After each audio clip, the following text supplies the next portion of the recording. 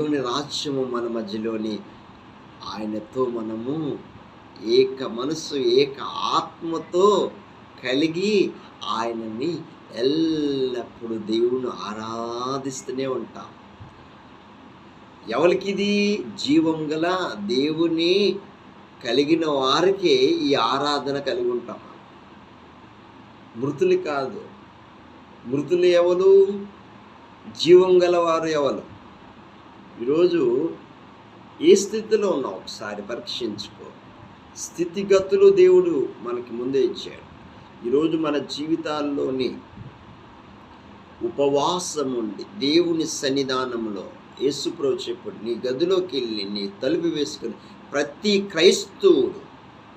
క్రైస్తవుడు యేసు రక్తంలో కడగబడి ఆయన నామం యందు ఎవరైతే విశ్వాసం ఉంచుతారో అందరూ